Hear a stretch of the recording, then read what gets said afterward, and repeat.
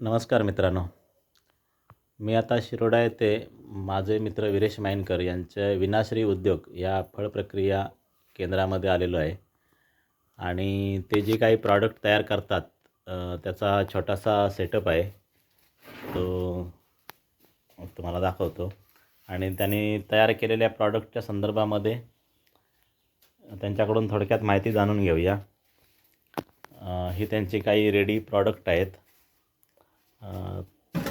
आणि ही प्रॉडक्ट थेट रिटेलमध्ये विकण्यासाठी अवेलेबल आहेत. परंतु जे मोठे मार्केटिंग करणारी मंडळी आहेत ते स्वतःच्या नावाने यांच्याकडून मोठ्या प्रमाणात प्रॉडक्ट बनवून घेऊ शकतात किंवा यांची आहेत तीच प्रॉडक्ट आहेत त्याच लेबलमध्ये सुद्धा घेऊन विकू शकतात आणि अशी कुठली कुठली प्रॉडक्ट ते तयार करून तुम्हाला देऊ शकतात त्या संदर्भामध्ये सांगतील.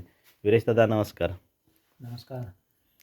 आपल्याला जरा या प्रॉडक्ट संदर्भामध्ये सगळ्या माहिती सांगा. हे आधी नवीन तुम्ही काय तयार केलात ते सांगा. हे मँगो स्लाइस आहेत. आंब्याचे साखरेच्या पाकामध्ये तयार केलेले स्लाइस आहेत. हे आपण जसे आहेत तसे आता खाऊ शकतो. हे कुठल्या जातीचे आंबे आहेत? हे तोतापुरी आंबे आहेत. तोतापुरी. तोतापुरी आंब्याचं आहे. आपल्या सिंधुदुर्गातल्या आंब्यांचं असं होऊ शकतं काय की त्याच्यामध्ये काय अडचणी आहेत? पुढच्या वर्षीमध्ये आम्ही ते सुद्धा करणार आहोत. हापूस आंब्यापासून हे तयार करणार आहोत. हे आपले नेहमीचे हे आंब्याची आमसूल आहेत. त्यानंतर ही सगळी एक एक सांगा प्रॉडक्ट. त्याच्याच पद्धतीने आपल्याकडे ही आंबा पोळी आपण तयार करतो. फणस पोळी तयार करतो. गोल गोल आकारामध्ये आम्ही ही तयार करून देऊ शकतो. असं आहे. तर मग आपल्याकडे लोणची सुद्धा आपण तयार करतो. लिंबाचं गोड लोणचं, माईनमुळाचं लोणचं. माईनमुळा ह्या प्रॉडक्टबद्दल तुम्ही थोडक्यात काय सांगू शकता? माईनमुळ हे कुठे पिकतं माईनमुळा? हे साधारण बेळगाव ते कोल्हापूर या पट्ट्यामध्ये माईनमुळं खूप मोठ्या प्रमाणावर तयार होतात आणि त्याच्यामध्ये खूप असे औषधी गुणधर्म असतात. याला काय शब्द आहे इंग्लिशमध्ये? Coleus root. तर मित्रांनो, याचं लोणचं जवळपास हळदीच्या लोणच्यासारखं लागतं आणि हे औषधी गुणधर्मांनी युक्त असतं. दुसरं प्रॉडक्ट त्याच्यावर आपल्याकडे हळदीचं लोणचं आहे. ओली हळद त्यापासून आपण हे लोणचं तयार करतो आहे. हे खूपच आरोग्यदायक त्याचे फायदे आहेत. हे आपणा सर्वांना माहितीच आहेत. आणि ओली हळद पोटामध्ये गेली तर खूप ते चांगलं असतं. त्याचबरोबर आपल्याकडे लिंबू मिरचीचं पण लोणचं आपण तयार करतो आहे. आपण एक चांगल्या क्वालिटीचं मँगो चॉकलेट हापूस आंब्यापासून आपण हे चॉकलेट तयार करतो आहे. अगदी कॅडबरीला पर्याय असं हे चॉकलेट आहे. याचं मार्केटमध्ये अजून कोण वेगळ्या कंपन्या बनवतात का अशा पद्धतीचं? अजून अशा पद्धतीचं मी नाही बघितलेलं आहे कुठे. आणि याची आता MRP काय आहे याची? याची MRP आम्ही 40 रुपये ठेवलेली आहे. आणि 30 ग्रॅम वजन आहे. याचं 30 ग्रॅम वजन आहे. तर मित्रांनो, हे ओरिजिनल आहे सगळं. म्हणजे याच्यामध्ये काय तुम्हाला सिंथेटिक फ्लेवर किंवा काय म्हणू शकतो आपण त्याला कलर अशा पद्धतीचा उपयोग केला नाही, म्हणून याची किंमत तेवढी जास्त आहे. हा आमरस आहे. हापूस आंब्याचा रस आहे.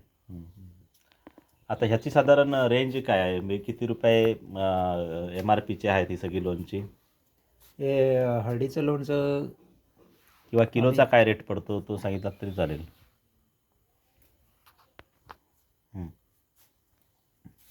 यांचा दर जर आपण बघितला तर किलोला हे 300 रुपयाने किलो पडतं. कुठलं? लिंबाचं गोड लोणचं किंवा लिंबू मिरचीचं लोणचं, हे माईनमुळाचं लोणचं हे साधारण आपल्याला 300 रुपये किलोने पडेल. तर हळदीचं लोणचं हे 500 रुपये किलोने पडेल असं आहे. तर मित्रांनो, याची क्वालिटी तेवढी चांगली आहे म्हणून तेवढा रेट आहे. कारण सिंधुदुर्ग जिल्ह्यामध्ये हे जी प्रॉडक्ट ओरिजिनल जी बनवली जातात ओरिजिनल वस्तूंपासून त्यांची प्रोडक्शन कॉस्ट तशी बऱ्यापैकी जास्त होते. बाकी मार्केटमध्ये ज्यावेळी निरनिराळ्या कंपन्या हे प्रॉडक्ट बनवतात तर त्यांच्या रॉ मटेरियलचा दर्जा आणि त्याच्यामध्ये इतर ज्या मिक्स केल्या जातात गोष्टी त्या संदर्भामध्ये आपण बोललेलंच बरं. परंतु ज्यांना ओरिजिनल असं म्हणून काही खायचं असेल त्यांनी तेवढी किंमत देऊन ते जर खरेदी करून बघितलं तर त्यांना नक्की त्याचं महत्त्व पटेल. तर वीरेश दादा, अजून एक गोष्ट काय सांगा, की समजा एखाद्या पार्टीला एखादं विशेष प्रॉडक्ट पाहिजे असेल तर तुम्ही अशी कुठली कुठली वेगळी प्रॉडक्ट अजून तयार करून देऊ शकता? उदाहरणार्थ आपण जे फणसाच्या गोट्या आता गोळा करून ठेवल्या आहेत त्याचं काय प्रॉडक्ट करून देऊ शकतो? त्यापासून आपण आठवणीची पावडर पण तयार करू शकतो, हं. ती करू शकतो.